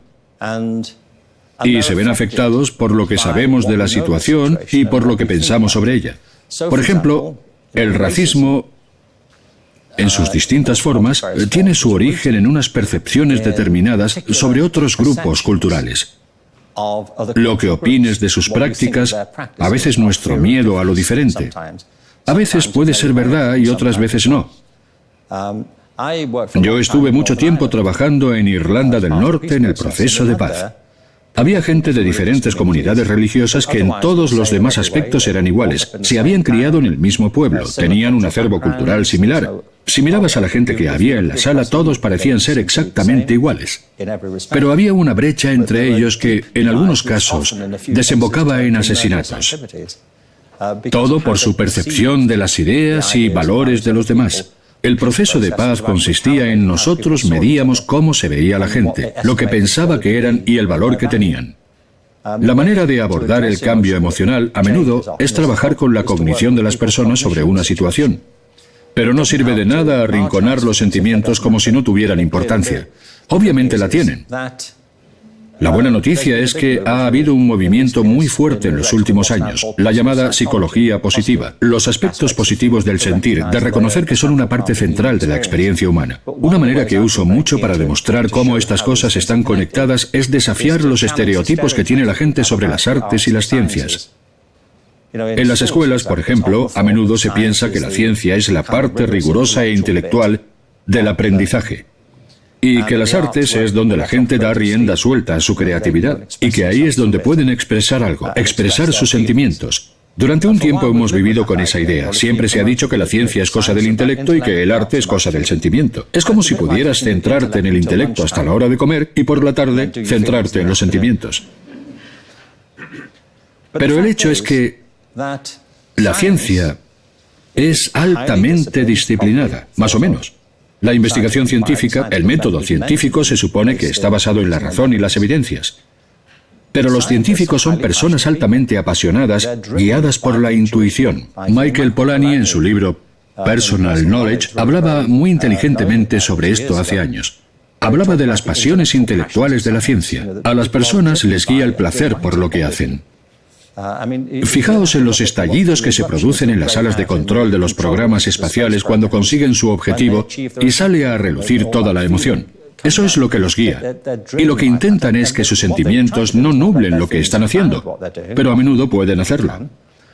Los sentimientos negativos pueden interponerse, pero el impulso de descubrir, el impulso de la curiosidad, de la emoción y la pasión que guía al proceso científico son fundamentales para el éxito. Y, a su vez, no son investigadores sin escrúpulos que van de un experimento a otro hasta llegar a una conclusión. A menudo, y Polanyi habla sobre esto, un científico tendrá una corazonada que acaba convirtiéndose en una hipótesis sobre lo que van a empezar a investigar. Y entonces utilizan el método científico para ver si es correcta o no. Y a veces es como un momento eureka, es un momento... Es como cruzar una brecha heurística en la que puedes ver la solución, pero tienes que encontrar la manera de corroborarlo. A su vez, trabajar en las artes es profundamente disciplinado y objetivo. Bueno, vosotros lo sabéis. Fijaos en la cantidad de horas de estudio, de práctica, de disciplina que cualquiera tiene que dedicar para dominar un instrumento musical. Fijaos, yo, por ejemplo, he trabajado mucho tiempo con bailarines. Soy miembro de la Junta del Royal Ballet. Soy mecenas de la Escuela de Danza Contemporánea de Londres. Y si vierais el rigor, la objetividad y la precisión matemática que impulsa el trabajo de las artes escénicas, son representaciones exageradas. Esto no quiere decir que todo sea lo mismo. Obviamente no lo es, pero el proceso del arte y la ciencia es muy similar, solo varía el producto final. Y yo creo que cuanto antes podamos desechar esta idea de que los sentimientos son malos, de que la ciencia siempre tiene razón, de que son procesos solo rigurosos y lógicos, que los otros son creativos, que uno es todo sentimiento y el otro carece de él. Cuanto antes podamos desechar eso y reparar ese puente entre la ilustración y el romanticismo, antes tendremos un sentido mucho más holístico de nuestro futuro como especie. Hola, señor Robinson. Mi nombre es Eva, soy periodista, escritora y también tengo 2 hijos. Le quería preguntar, además de la creatividad, ¿qué habilidades necesitan nuestros jóvenes, nuestros niños para el futuro que viene? ¿Cuáles serían para usted las 3 habilidades clave para nuestros hijos? Se habla mucho sobre destrezas del siglo XXI. La cuestión es que algunos de los desafíos a los que nos enfrentamos ahora, sin duda, son exclusivos de nuestros tiempos. Ninguna generación en toda la historia ha crecido en una cultura digital como la que está viviendo esta generación. En fin, la gente de mi generación nos adaptamos al mundo digital. Empezamos viviendo en un mundo analógico de televisión y libros. Y la cultura digital lo ha cambiado todo, de eso no hay duda. O ha afectado a todo, debería decir. Cuando di la charla en TED en 2006, recuerdo decir, nadie sabe cómo será el mundo dentro de 5 años. Bueno, no hace falta ser vidente para decir eso. Pero es curioso que el smartphone, más concretamente el iPhone, no había salido aún. No salió hasta el año 2007. Y cuando piensas en el impacto que el iPhone y similares han tenido en poco más de 10 años sobre el trabajo, la socialización, los hábitos mentales, las relaciones, era imposible de imaginar. Ni siquiera la gente de Apple sabía en 2007 lo que iban a provocar. Sé que no, porque los conozco. Pero todo eso seguramente quede eclipsado por lo que está a punto de llegar con la inteligencia artificial en sus diversas formas. Eso parece, al menos. Así que hay cosas que tenemos que aprender ahora que son nuevas. Pero hay otras cosas que tenemos que aprender que son las mismas que siempre hemos tenido que aprender. Antiguos principios y prácticas que son comunes a toda la humanidad. Lo que sí parece probable es que la velocidad de los cambios sigue acelerando y serán tan impredecibles como hasta ahora, si no más. Y el impacto de la inteligencia artificial afectará a todo tipo de trabajos que anteriormente creíamos que solo los seres humanos podían acometer, en el sector servicios, en derecho, en medicina, en profesiones asistenciales. En fin, muchas de esas cosas seguro que cambiarán, si es que no acaban desapareciendo. Digo que es impredecible porque todas estas cosas lo son. Es decir, las nuevas tecnologías generan todo tipo de efectos secundarios. Y a menudo generan trabajos que nadie pensaba que podrían existir. Así que es muy difícil decir cómo evolucionarán las cosas. Pero yo creo que podemos afirmar que en el futuro deberíamos concentrarnos mucho más en qué capacidades son características de los humanos. ¿Qué tenemos los seres humanos que debemos cultivar? Desde la época de la Revolución Industrial nos hemos estado concentrando en que la gente haga cosas que las máquinas pueden hacer perfectamente ahora. De hecho, deshumanizamos a la gente para encajarlos dentro de las economías industriales y creo que ahora debemos rehumanizarnos de nuevo a través de la educación. Pero si dudáis de mí, sé que no es el caso, pero es interesante, volviendo a la cuestión de los sentimientos y las emociones, según la Organización Mundial de la Salud, la segunda causa de enfermedad de los seres humanos en 2020 y de mortalidad será la depresión. La depresión. Estamos en una época en la que el mundo es más próspero que nunca. Sé que la brecha también ha aumentado.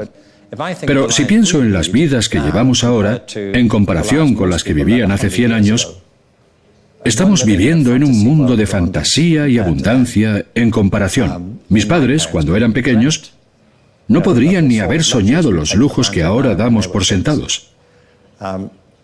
Pero no hemos recogido los frutos en cuanto a bienestar, desarrollo espiritual o satisfacción. La gente está tan deprimida, enfadada y agresiva como lo ha estado siempre. Ahora estamos viendo en Europa y en Estados Unidos el surgimiento de un movimiento populista en el que la gente vuelve a lanzarse contra los demás. Y ya sabemos cómo acabó eso la última vez. Y el hecho, en mi opinión, es que nos estamos desarrollando más rápido tecnológicamente que espiritualmente. Las tecnologías están sobrepasando nuestra capacidad de asumirlas. Aquí la educación tiene un papel que jugar, pienso yo, para anclarnos al suelo, en cierto modo. En mi libro dirigido a los padres, así como en mi libro Escuelas Creativas, trato el tema de las competencias que deberíamos desarrollar. Competencias es una palabra que se usa mucho últimamente. Significa un conjunto de capacidades prácticas. Yo escribí 8 en el libro. Es que me dejé llevar. Pero si tuviera que escoger las más importantes, yo creo que la creatividad es importante por las razones que ya he dicho. Los niños tienen unas capacidades naturales tremendas, pero tienen que cultivarlas. Tienen que cultivarlas para que no se cierren las puertas de su futuro, para que puedan utilizar esas capacidades para forjarse una vida que tenga sentido para ellos. Pero colectivamente, también necesitamos usar todo nuestro potencial. Tenemos grandes problemas que resolver local y globalmente, y debemos ser capaces de pensar con rapidez y adaptarnos a ellos.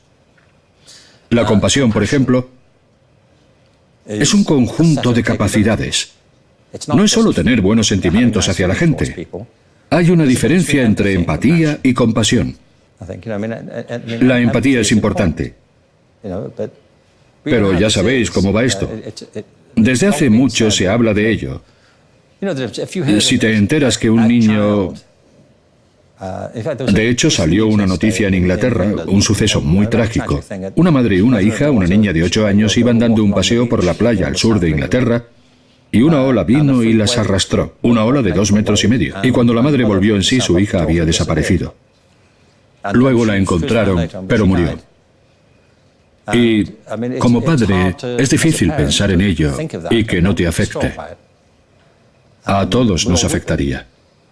Pero luego vemos en las noticias que han muerto 2.000 personas en un tsunami al otro lado del mundo. Salen las noticias y no nos afecta tanto. Es un fenómeno que nos pasa a todos. Nuestra compasión tiene un alcance limitado. Alguien dijo una vez, un muerto es una tragedia. 3.000 son una estadística. Y para la gente es muy difícil sobrepasar cierto límite de empatía emocional. Pero sentirnos mal por algo o sentirnos bien no es suficiente. Debe ser algo activo. Yo creo que la compasión es la parte práctica de la empatía.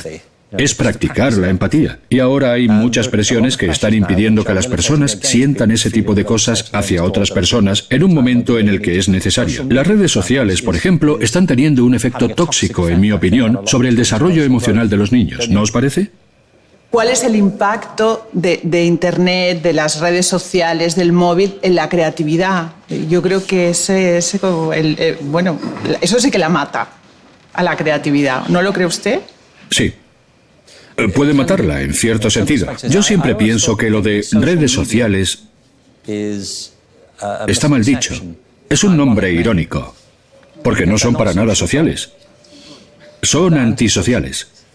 Y hay muchas pruebas que demuestran que los niños se sienten ansiosos y torpes en entornos normales debido a toda la dinámica de las redes sociales. Es muy extraño. Así que la compasión, la colaboración, es un importante conjunto de destrezas prácticas que la gente debe aprender.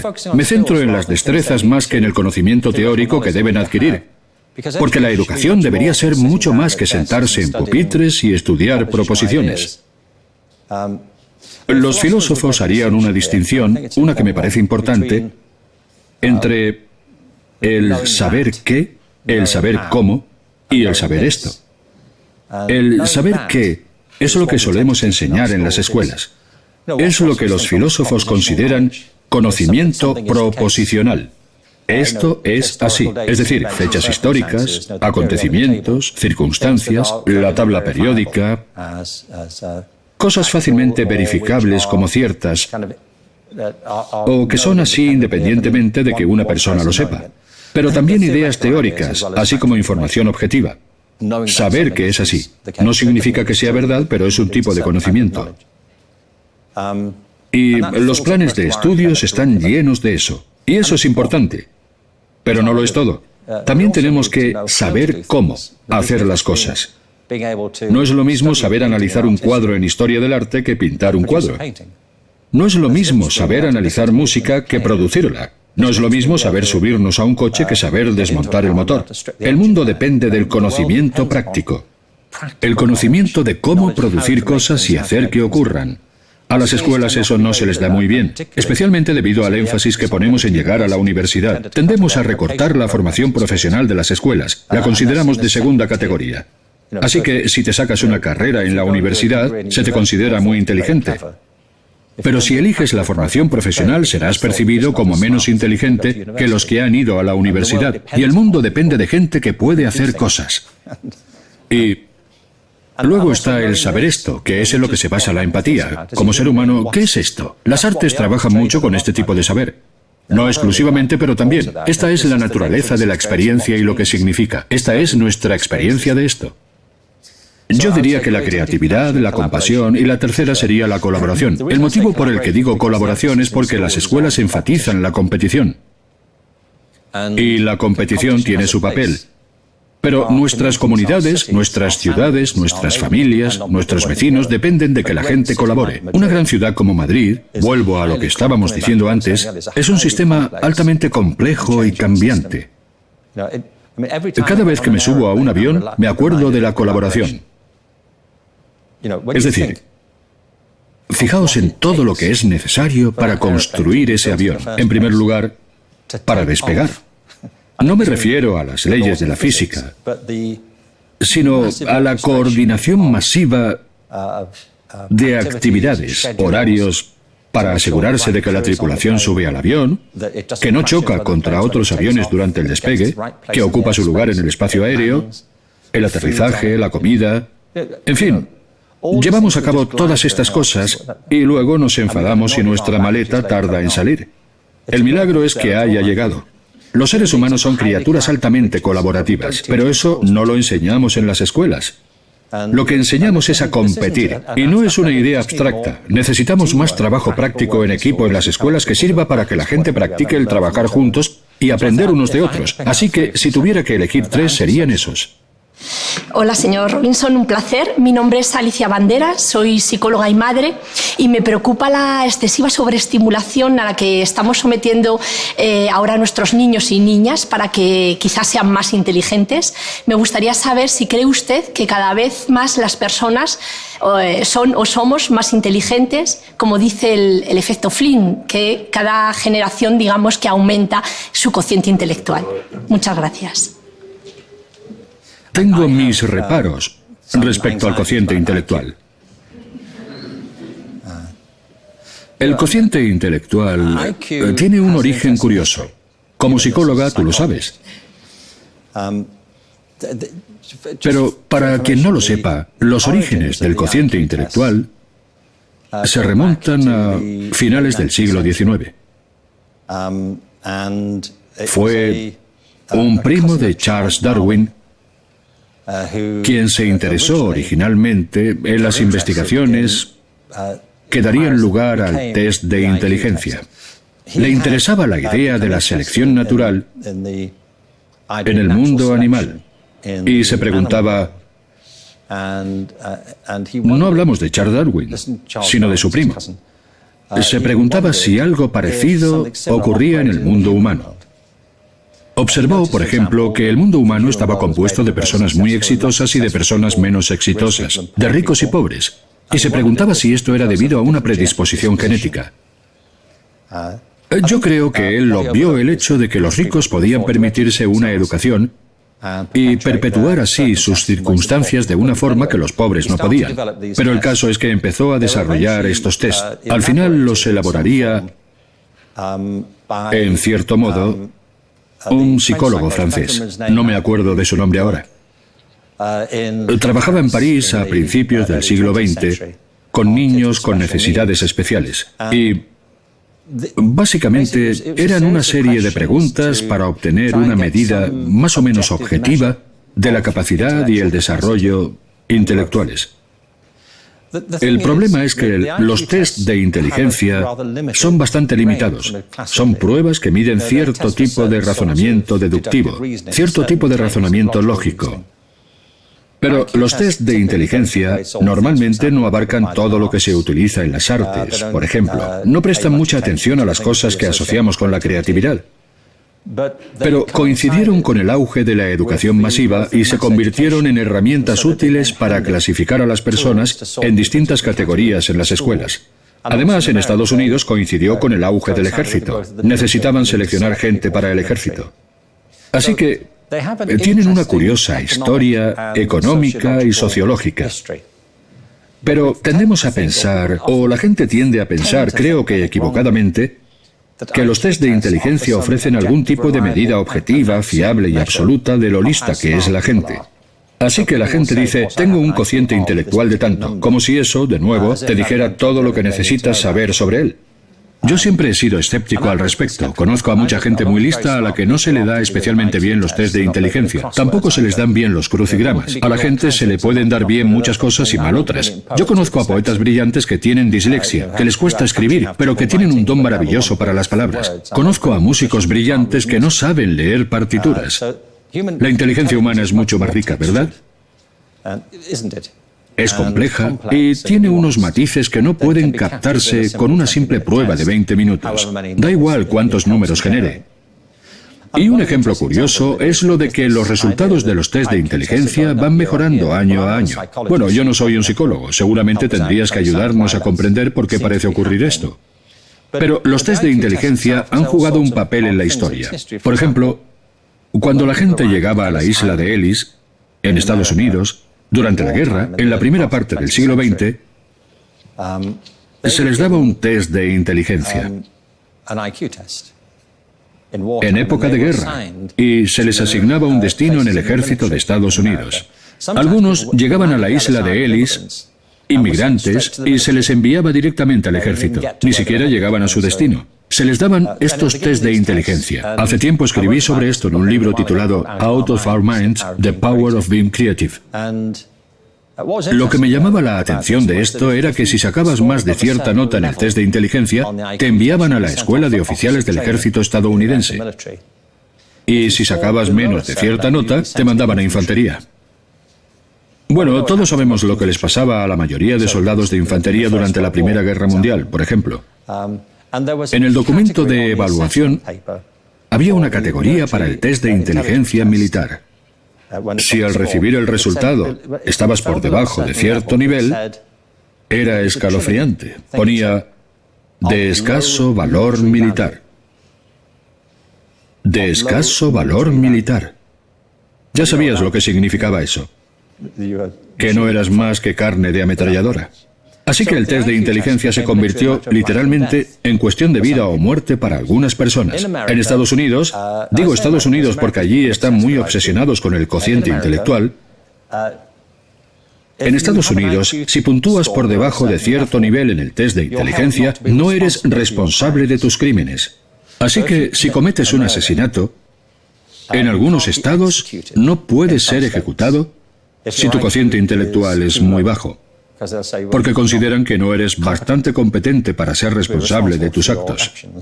Bueno, pues ha habido varios casos que cito en el libro de presos. Hubo uno en especial que fue condenado a cadena perpetua porque no era lo bastante listo para ser ejecutado.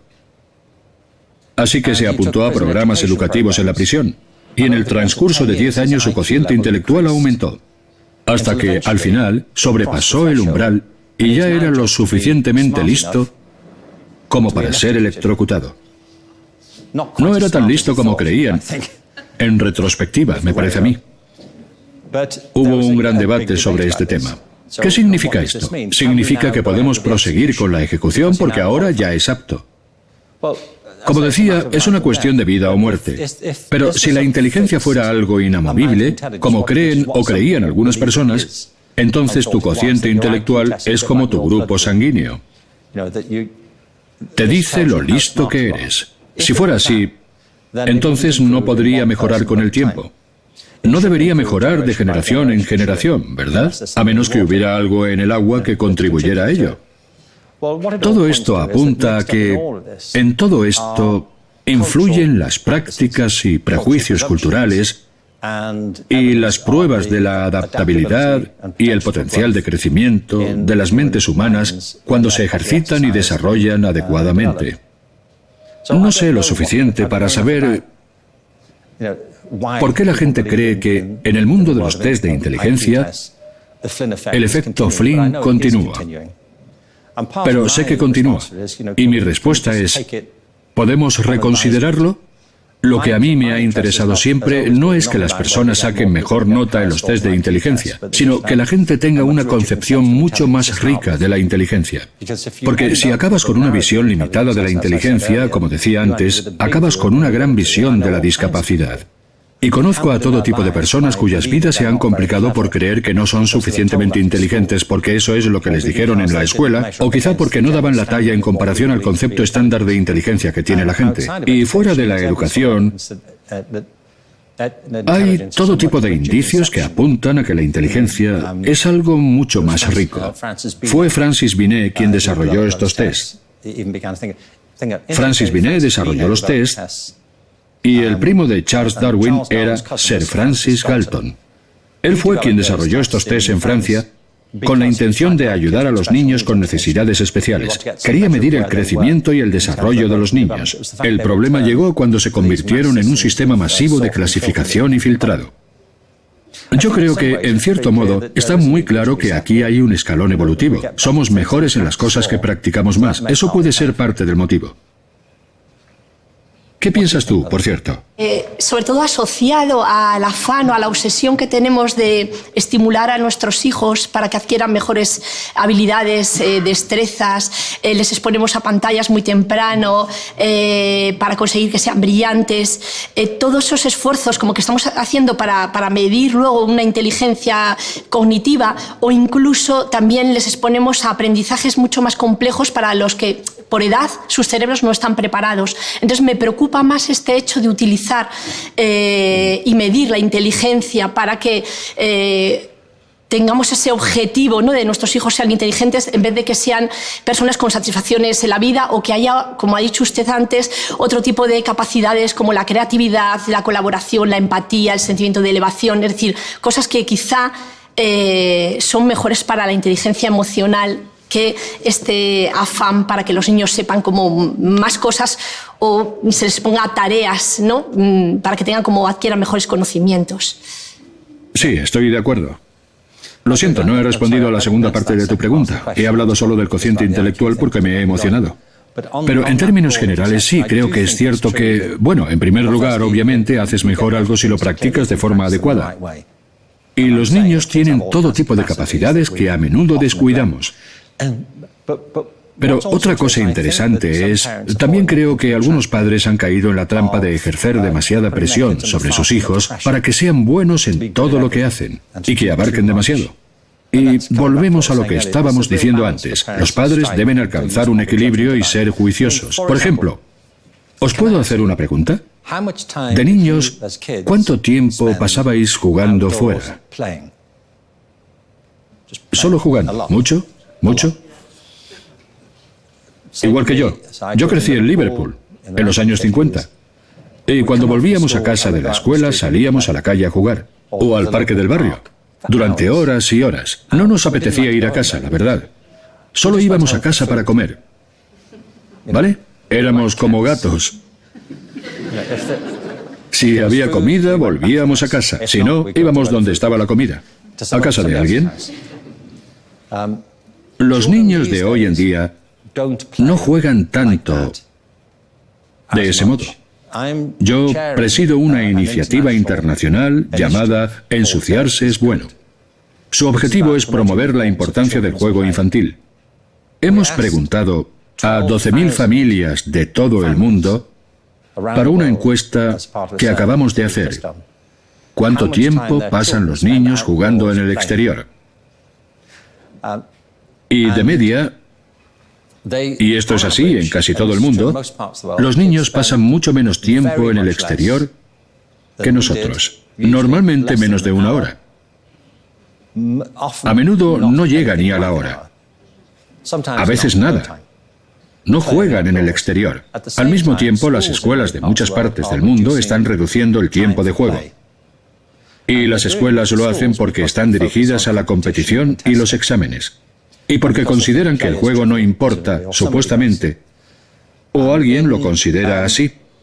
Y la razón de que los niños no jueguen fuera es porque los padres suelen tener miedo de dejarlo salir. Es porque tienen demasiados deberes que hacer.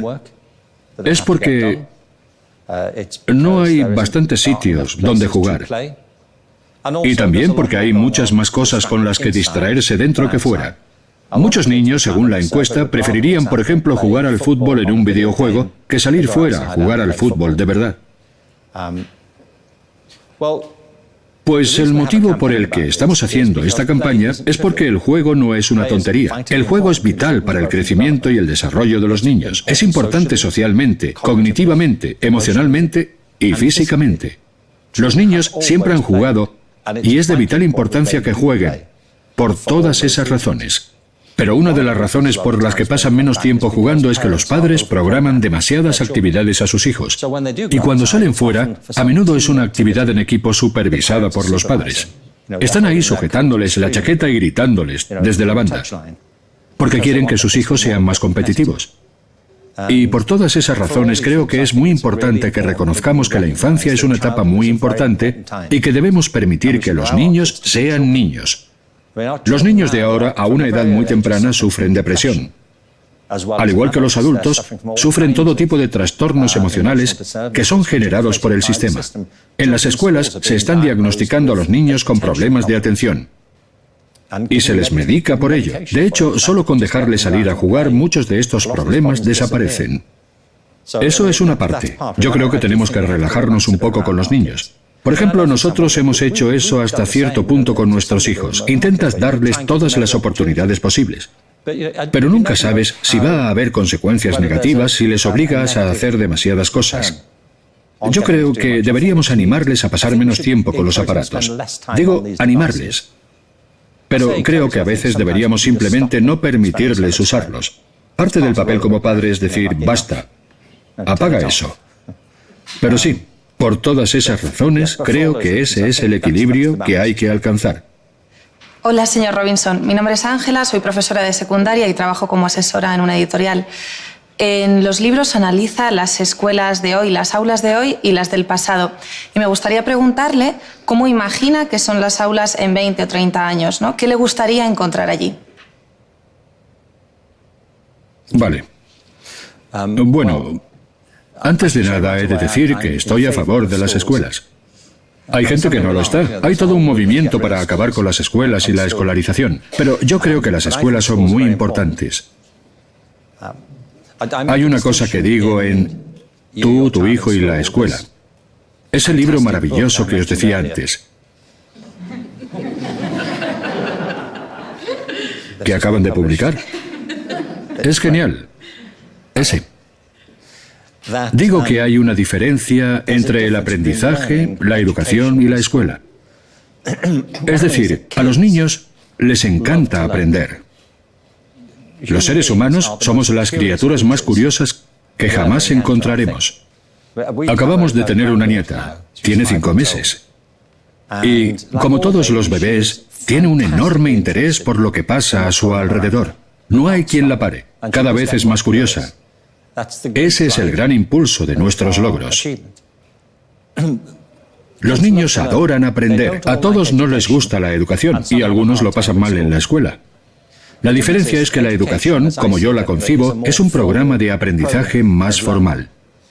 Es un programa más deliberado en el que se asume que hay cosas que queremos que los niños aprendan y que no queremos dejar a la suerte por razones culturales o de otro tipo. O si hay cosas que nos parecen muy difíciles para que ellos las averigüen por sí solos. Así que tenemos que ayudarles. Por esas y otras razones tenemos sistemas formales de educación. Y hay quienes lo adoran y hay quienes no lo soportan. Muchos lo pasan mal en la escuela. Y la razón es, en mi opinión, que a veces se les exige aprender cosas que no les parecen interesantes o que no se les enseña de manera interesante. Y a veces porque las escuelas no contribuyen a las condiciones naturales del aprendizaje. Por ejemplo, haciendo que estén sentados todo el día. Dividiendo el día en trozos iguales de tiempo, poniendo delante a alguien que te habla, obligándote a hacer cosas cuando estás cansado, obligándote a hacer cosas con gente que no te resulta estimulante, todo tipo de cosas. Y muchas veces estás pasando un momento emocional muy difícil, pero aún así tienes que hacerlo. Y luego está la amenaza del examen, que si suspendes estás en problemas. En las escuelas y los sistemas educativos hay todo tipo de cosas que son contraproducentes para las ganas de aprender. No siempre, no tiene por qué, pero a menudo sí. Así que yo creo que es importante tener escuchas porque, como decía antes, lo que aprendemos, lo aprendemos los unos de los otros. No vivimos aislados. Es importante que nos demos cuenta de que aprender es algo social y cultural, además de personal. Así, mi objetivo es ayudar a redefinir las escuelas y quitar de las escuelas las cosas que impiden que la gente quiera aprender. E introducir más cosas en las escuelas que hagan que la gente quiera aprender, no solo por su cuenta, sino los unos de los otros. Así que, si te paras a pensarlo, si vuelves al concepto básico de escuela, hoy en día solemos considerar a las escuelas como una especie de instituciones. Pero si nos olvidamos de eso un momento, una escuela en el fondo es una comunidad de gente que aprende. De gente que se junta para aprender los unos de los otros. Se puede montar una escuela en cualquier sitio, se puede montar una escuela en un parque, puedes montar una escuela en tu casa. Esto es una especie de escuela. Si tuviéramos todo el día, podríamos reorganizar todo esto y hacerlo de otro modo. No lo hago ahora porque ya está montado así. Pero una escuela es gente que se junta para aprender los unos de los otros. Pueden ser 2 personas, 10 personas, pueden ser 1000 personas. Así que el desafío no es acabar con las escuelas, sino reimaginar cómo podrían ser. De modo que se fomente y se cultive el apetito por el aprendizaje y saciarlo adecuadamente, en lugar de, como ocurre tan a menudo en la actualidad, reprimirlo y hacer no solo que la gente pierda el interés, sino al contrario, que se rebelen contra todo el proceso, como hacen algunos que abandonan la escuela. Simplemente no la acaban, la ven como algo que tienen que sufrir y con lo que tienen que terminar cuanto antes. ¿Y cómo se consigue eso? Si te paras a pensarlo, habría que mantener algunos elementos. Yo creo que las escuelas necesitan su plan de estudios. El plan de estudios es lo que queremos que se aprenda. Repito que me parece perfectamente razonable plantearnos de forma colaborativa qué es lo que queremos que los niños aprendan hoy en día. Y yo creo que mejor que dividir en grupos de asignaturas es coger la idea de las competencias y decir qué cosas ayudarán a desarrollar esas competencias. Y entonces empezar a considerarlas no como asignaturas, sino como disciplinas. La música no es una asignatura en el sentido literal del término. No es solo un montón de contenido. La música es un conjunto de destrezas y sensibilidades intelectuales, emocionales, físicas, técnicas y culturales. Si escuchas música de una cultura ajena con la que no estás familiarizado, puede que no le encuentres ningún sentido. Recuerdo la primera vez que visité China, en Hong Kong, y fui a una ópera china. No tenía ni idea de lo que estaban haciendo. Para un oído europeo, aquello sonaba como si estuviera desafinado. Era un sonido estridente y desagradable, y no tienes ni idea de lo que están haciendo. Pero luego entras de lleno y esto era un estadio, era como un partido de fútbol, y a la gente le encantaba. Pero yo no entendía el código. A menudo con la música pasa eso. Del mismo modo, las matemáticas no es una asignatura en el sentido de ser un conjunto de proposiciones que hay que aprenderse. Las matemáticas es una hermosa disciplina altamente creativa, con argumentos muy polémicos en su núcleo sobre la naturaleza y la estructura de las matemáticas y su funcionamiento, y abarca un conjunto de disciplinas y campos de estudio diferentes. Pero me gustaría ver a las matemáticas, las artes, las humanidades, la educación física y los idiomas interactuando en el plan de estudios. Enseñar y aprender en parte es eso. Es un grupo que se junta para enseñar y aprender. Las mejores escuelas que conozco son altamente interactivas y dinámicas, y los profesores trabajan junto a los estudiantes para planificar lo que se aprende. Hay ritmos regulares. Por ejemplo, en las escuelas de Finlandia hay descansos regulares. Cada 45 minutos los niños tienen un descanso de 10 minutos. Se van a hacer otra cosa, se van a correr por ahí, vuelven, no tienen ningún problema de atención, porque saben que los niños necesitan levantarse y correr por ahí, necesitan estar activos. En cuanto a la cultura, han de ser altamente colaborativas. Por eso las escuelas democráticas son tan buenas. En una escuela hace falta un horario muy flexible, de modo que la gente pueda dejar algo y ponerse a hacer otra cosa que les interese más. En una escuela hace falta mucha autodeterminación. En vez de obligar a los niños a sentarse y hacer algo sin darles elección. Hay cosas que tienen que aprender, pero deberían tener mucha más libertad para elegir cuándo y con quién hacer las cosas. Y todo esto que estoy diciendo no son tonterías. Os puedo mostrar escuelas que lo están poniendo en práctica en la actualidad. Escuelas que están reinventando los ritmos de la vida institucional y obteniendo muchos mejores resultados por ello. Y hace falta una escuela en la que la evaluación no se perciba como un desafío, sino como un apoyo al aprendizaje, que es lo que debería ser. Y las nuevas tecnologías nos permiten hacer eso de forma mucho más eficiente. Ahora podemos tener portafolios y programas de aprendizaje mucho más individualizados. Conozco escuelas en las que los niños tienen su propio horario.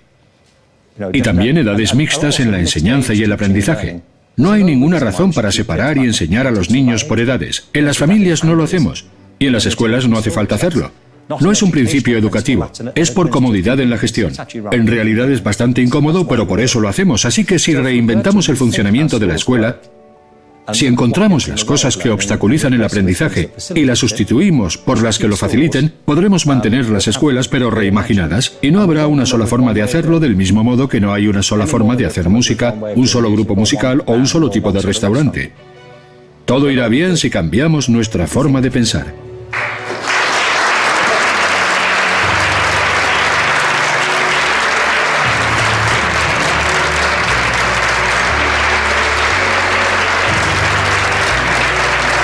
Muchas gracias.